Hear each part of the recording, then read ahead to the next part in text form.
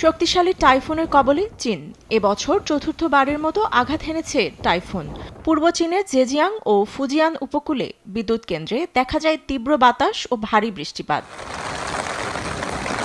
মঙ্গলবার টাইফুন দুইবার আঘাত হানে জেজিয়াংয়ে। এই সময় বাতাসের গতি ছিল প্রতি সেকেন্ডে ২৬.৮৬ মিটার। এছাড়াও ফুজিয়ান প্রদেশে ফুজো শহরও ক্ষতিগ্রস্ত হয় টাইফুনে। কুয়ানজো উপকূলীয় অঞ্চলে ভারী বজ্রপাত হয়। বিপদসীমা অতিক্রম করে ২৫টি নদীর পানি।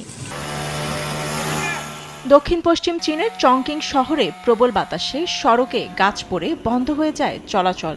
এমনকি বন্ধ হয়ে যায় হুয়াংলু মেট্রো স্টেশনের রাস্তা। দমকল কর্মীরা ধ্বংসাবশেষ পরিষ্কারে কাজ করছেন। ২২টি কাউন্টি থেকে সরিয়ে নেওয়া হয়েছে ২ শতাধিক মানুষকে।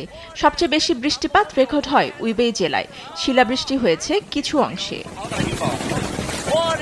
এছাড়াও দক্ষিণ পশ্চিম চীনের সিচুয়ান ও উত্তর পশ্চিমে শানসি প্রদেশে মুষলধারে বৃষ্টিপাত হয়।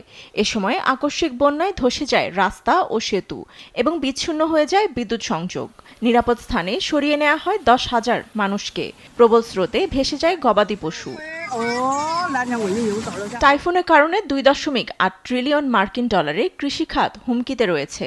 আবহাওয়াবিদরা বলছেন, জলবায়ু পরিবর্তনের কারণে এবছর অতিরিক্ত বৃষ্টিপাত হচ্ছে।